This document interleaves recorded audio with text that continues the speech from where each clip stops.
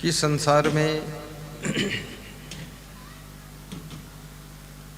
मनुष्य को कैसे जीवन जीना चाहिए।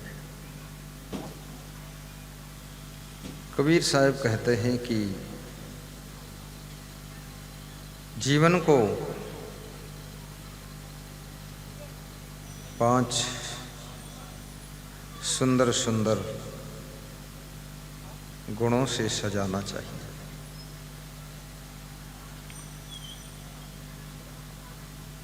मनुष्य की विशेषता गुणों से होती है। हर इंसान में कोई न कोई गुण होता है, कोई न कोई कला होती है और कोई न कोई नवीनता होती है। मनुष्य को जीने के लिए प्रकृति कुछ न कुछ अद्भुत गुण देती है।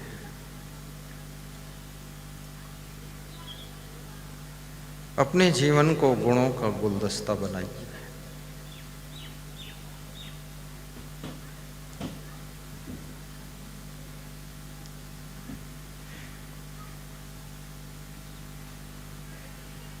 कबीर साहब कहते हैं कि आपा तजे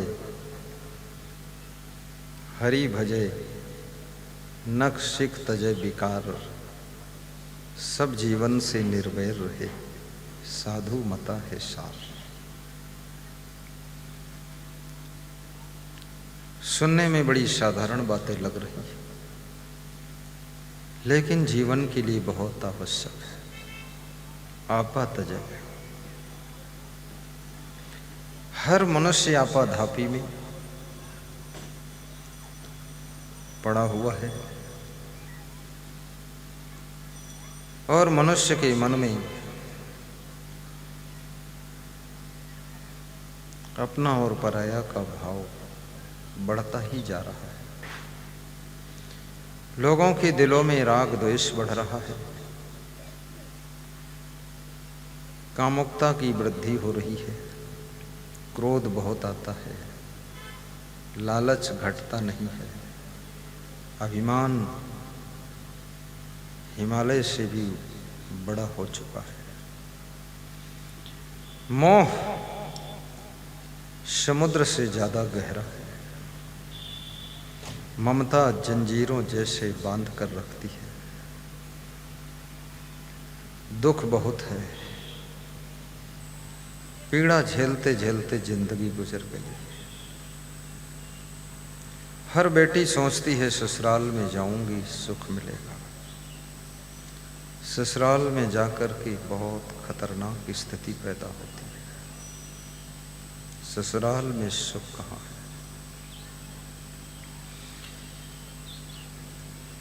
कोई फैशन में सुख ढूंढ रहा है, शरीर को इतना सजाने संवारने में लोग डूब गए हैं, घर पूरा भंगार हो गया। घर में कोई झाड़ू लगाना वाला नहीं, सब अपना अपना मुंह सुधार सुधार के बैठे हैं।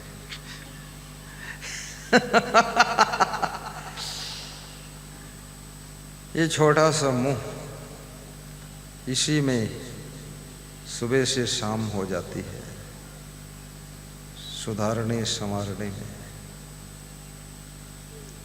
हर व्यक्ति चाहता है मैं सुंदर बन जाऊं, सुंदरी देवी बन जाऊं, सुंदर लाल बन जाऊं। मन को कोई सुधारने नहीं कोशिश करता है।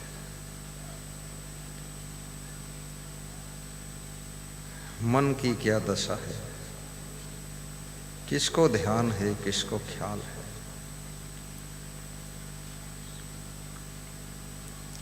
शरीर से आप सुंदर हैं,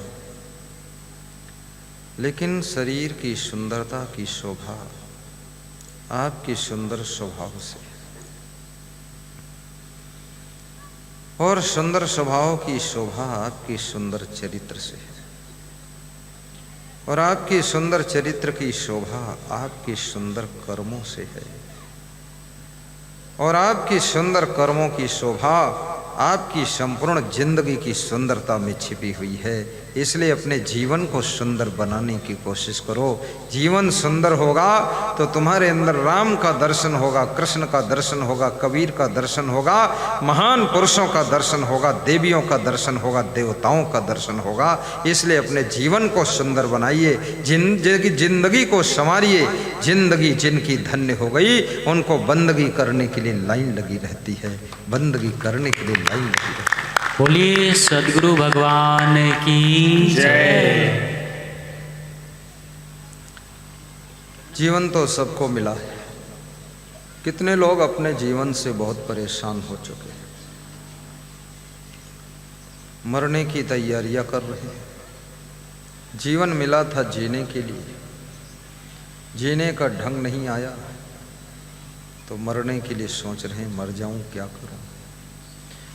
और कितनी स्त्रियों ने जहर खरीद के रख लिया है, सोचा है जब ज़्यादा आफत होगी तो जहर खा लूँगी। और कितनी लेडीज़ तो मायके से सेल्फास की गोली लेकर ससुराल जाती है। एक सासू ने अपने बहू के कमरे में सेल्फास की गोली देखा। सासू के मन में संदेह हो गया कि बहू का इरादा क्या है। बहू से पूछा, बहू ये सेल्फास कौन लाया है? बहू ने कहा मैं मायके से लाई हूँ, प्री प्लानिंग है, यदि ज़्यादा तंग करोगी तो लाश पाओगी, सेल्फास खा लूँगी। सासू के होश उड़ गए। कितनी बहुएं तो पंखा में रस्सी बांध कर लटक कर मर जाना चाहती, और ये वही लोग हैं जो नंबर 1 के नालायक हैं। ये जो मर जाना चाहते हैं इनका मन बहुत चंचल है, इंद्रियां चंचल हैं, इनमें दुर्गुण भरे हुए हैं, रोम रोम में दुर्गुण। सहनशीलता बिल्कुल नहीं है, गम खाना नहीं चाहते हैं, काम करने की इच्छा नहीं है। 3 बार भोजन भजन नहीं, 1 बार।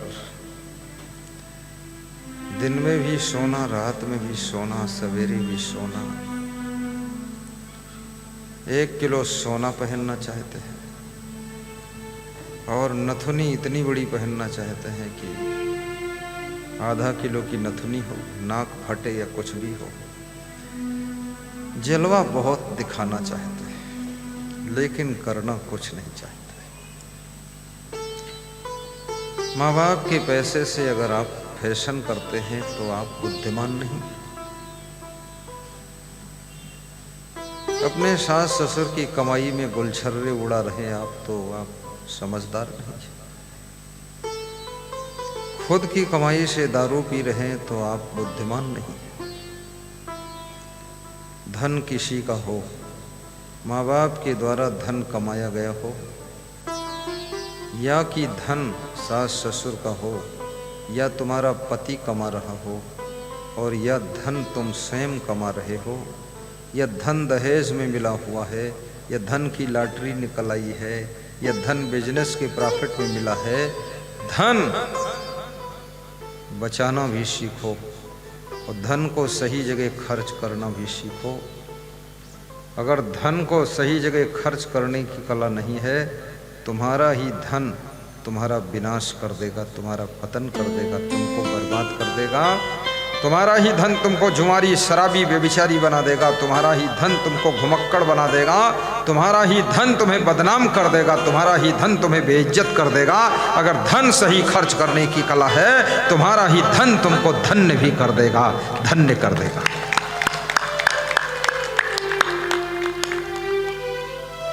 जीवन का 10% समय पुण्य के कार्यों में भी लगाइए, परोपकार में लगाइए।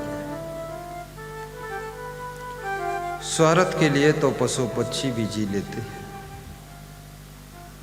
परमार्थ के लिए भी जीने का संकल्प लीजिए। कहीं धर्म का कोई कार्य हो रहा है, वहां थोड़ा सेवा भी कर दीजिए। भंडारा चल रहा है, उसमें भोजन परोस दीजिए। सबको पानी पिलाने में सेवा का पुण्य कमाइए। भंडारे में लाखों रुपए खर्च कर रहे हैं तो उसमें हजारों का योगदान आप भी कीजिए। सहयोग की भावना से जीने वाले लोग सुख पाते हैं। नेपोलियन बोनापार्ट फ्रांस का उच्च सेनापति था।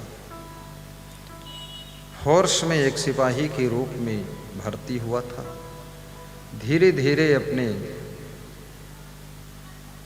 श्रम, पुरुषार्थ, मेहनत, योगदान, बलिदान से उच्च सेनापति बन गया और धीरे धीरे वो फ्रांस का राष्ट्रपति हो गया। नेपोलियन बोनापार्ट का इतिहास ग्रेजुएट में पढ़ाया जाता है। जिन्होंने हिस्ट्री पढ़ा है उनको नेपोलियन के बारे में पता है, हिटलर के बारे में पता है, मुसोलिनी के बारे में पता है।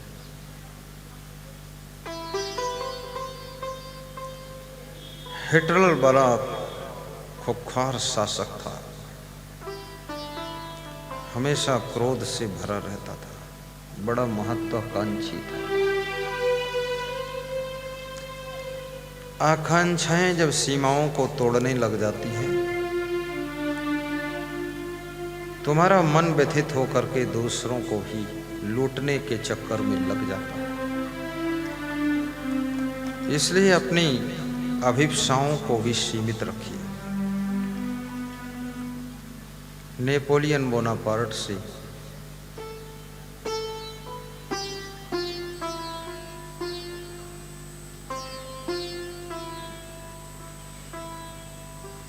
अमेरिका के राष्ट्रपति ने पूछा कि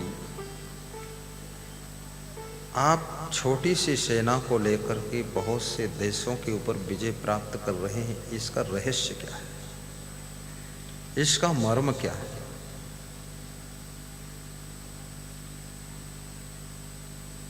नेपोलियन नाश्ता कर रहा है। नेपोलियन को देख करके अमेरिका का राष्ट्रपति सोच रहा है कि छोटे से कद का आदमी है ये, ठिंगना आदमी, लेकिन बड़ा कुशाग्र ब्रेन का है। उसने कहा मैं आपको इस प्रश्न का उत्तर कुछ समय के बाद दूं। कुछ प्रश्न ऐसे होते हैं जिनका उत्तर तुरंत दे देना चाहिए,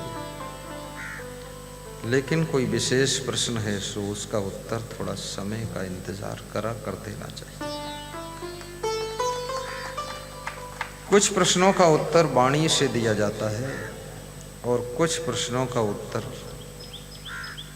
कर्तव्यों के द्वारा प्रदान किया जाता है, कुछ करके दिखाना पड़ता है। नेपोलियन दोपहर में अमेरिका के राष्ट्रपति के साथ घूमने के लिए निकलता है। समुद्र के किनारे घूम रहे हैं। समुद्र देखने में बहुत अच्छा लगता है, लेकिन समुद्र का पानी खारी होता है, पीने योग्य नहीं है, नहाने योग्य नहीं है। कितने लोग समुद्र में सैर करते हैं, समुद्र में क्रीड़ा करते हैं, समुद्र में नाव पर बैठ करके घूमते हैं, और कितने लोग समुद्र में स्नान भी करते हैं। समुद्र में स्नान करने से शरीर चटचटा हो जाता है, नमक जैसा सब शरीर में लग जाता है, पुनः अच्छे जल से नहाना पड़ता है। और समुद्र के आसपास के इलाकों में डीजल पेट्रोल भी बहुत निकलता है, खनिज पदार्थ का भंडार होता है।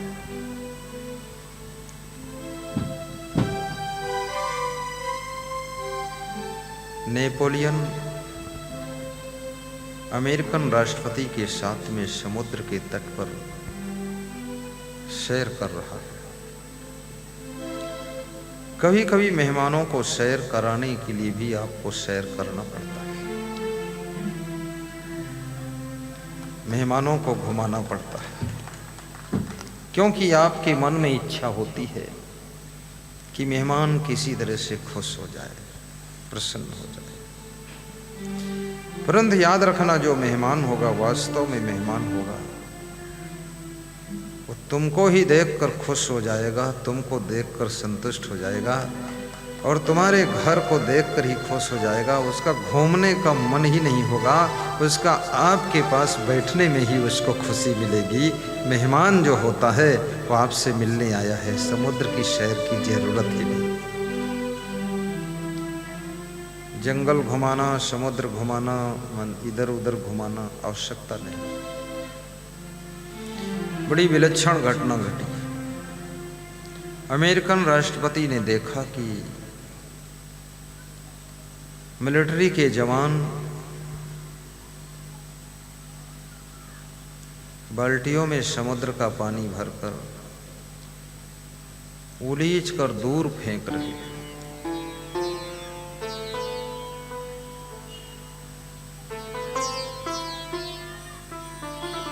ये कार्य अनहोना कार्य है।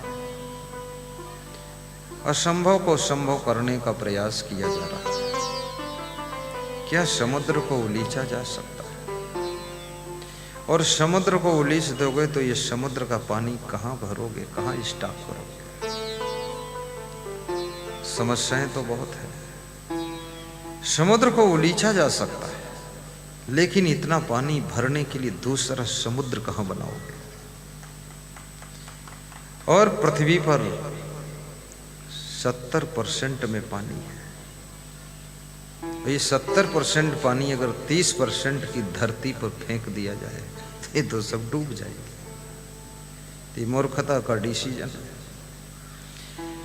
लेकिन फ्रांस की मिलिट्री बाल्टियों में पानी भर भर कर उलीच रही है। अमेरिका का राष्ट्रपति कहता है, ये फोर्स के जवानों, ये किस मूर्ख ने तुमको आदेश दिया है समुद्र का पानी उलीचने के लिए? मिलिट्री के जवानों ने कहा कि श्रीमान जी, पहली बात तो ये है, जिसने आदेश दिया है उसको मूर्ख मत करो।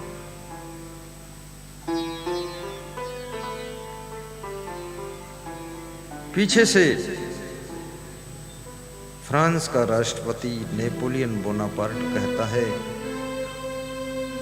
ये आदेश तो मैंने ही दिया है, लेकिन मैं जो आदेश देता हूं मेरी मिलिट्री सोचती नहीं है, उस काम को करना शुरू कर देती है। यही मेरी सफलता और श्री विजय का रहस्य है।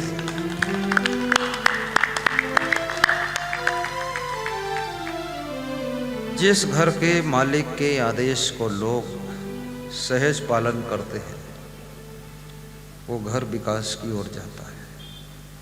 और जिस घर में सभी मालिक हैं और सभी आदेश दे रहे हैं, सभी डायरेक्शन दे रहे हैं, सभी अपनी अपनी सरकार चला रहे हैं और सभी इंजन है, डिब्बा कोई नहीं, वो घर बहुत जल्दी बर्बादी की ओर पहुंचने वाला है। अपने घर में किसी भी बुद्धिमान व्यक्ति को घर की कमान सौंपिए। ईमानदार भी होना चाहिए उसे, जिम्मेदार हो, ईमानदार हो, वफादार हो, बहादुर हो, परिश्रमी हो और आलसी न हो। बुद्धिमानी केवल सफलता का द्वार नहीं खोलती है, बुद्धिमानी के साथ साथ जिम्मेदारी भी आप एहसास करें। और जिम्मेदारी एहसास करने से भी सफलता नहीं मिलती है। जिम्मेदारी एहसास करने के साथ साथ आप में ईमानदारी भी होना चाहिए।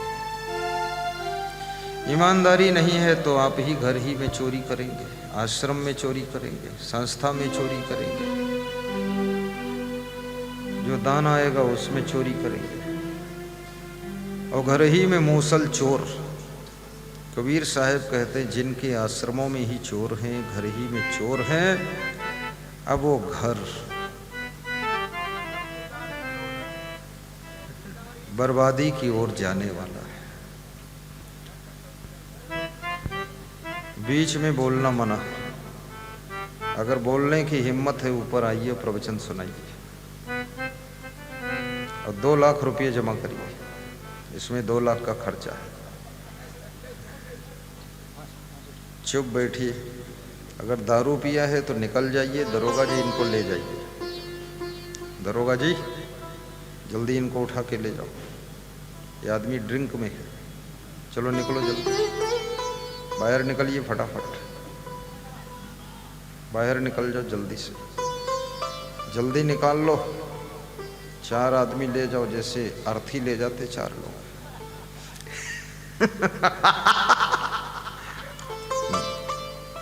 बाहर निकाल दो। किस सभा में बैठे हो ये भी विवेक होना चाहिए।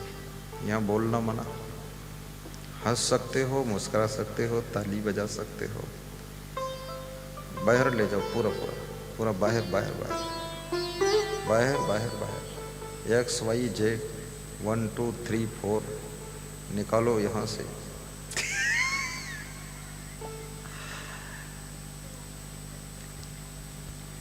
हमें किसी की निंदा नहीं करनी है, हमें तो सबके गुणों की चर्चा करनी है। तो ईमानदारी के साथ साथ वफादारी भी होना चाहिए। वफादार जो होता है, कैसे वफादारी होती है। अगर तुम वफादार मेहमान हो, मैं किसी के मकान में ठहरा था। मेरा नियम है जिस मकान में ठहरता हूँ फिर उसमें माताओं बहनों को ठहरने नहीं देता। तो वहाँ हम ही लोग थे। घर मालिक से कहा कि आप भी ठहर जाओ। बोला अब तुम ही ठहरो। घर मालिक और घर मालिकिन सब हम पड़ोसी घर ठहर गए, हम लोग ठहर गए। रात में बादल थोड़ा गरजा, 3 बजे रात को। मुझे याद था कि घर मालिक नहीं है यहाँ, मालकिन भी नहीं है, अब घर मालिक हम ही हैं। उस समय टार्च रखते थे हम, टार्च लेकर निकले, 2-3 संतों को उठाया, छत पर गए हम। वहाँ 10-5 बोरी गेहूं रखा था। उस गेहूं को उठवा करके कमरे में लगवाया और हमने कहा ये दरवाज़ा भी बंद करो, छत से भी चोर ना आने पाए, और ठीक से मेन गेट बंद करो। 3 दिन मेरा निवास है, 3 दिन इस घर की चिंता करना, फिक्र करना, जिम्मेदारी, वफादारी, बहादुरी के साथ हमको करना है, तभी हम महान कहलाएंगे।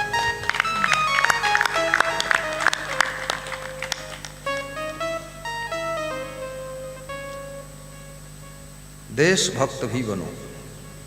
किसी जातिवाद में, मजहबवाद में, किसी विवाद में, आपसी वैमनस्यता में आप देश का नुकसान मत करें। भारत देश की राजनीति में क्या हो रहा है? अगर भाई भाई में मनमुटाव है तो एक भाई अगर इस पार्टी में है तो दूसरा फिर चाहे जितनी दुष्ट पार्टी हो लेकिन उसमें रहेगा। परस्पर के मनमुटाव के कारण लोग पार्टियों में बट रहे हैं। देश की फिक्र नहीं कि हमारा इनसे झगड़ा है, ये जिस पार्टी में रहेंगे उसमें हम नहीं रहेंगे, हम दूसरी पार्टी में रहेंगे। पर ये बहुत ओछी सोच है।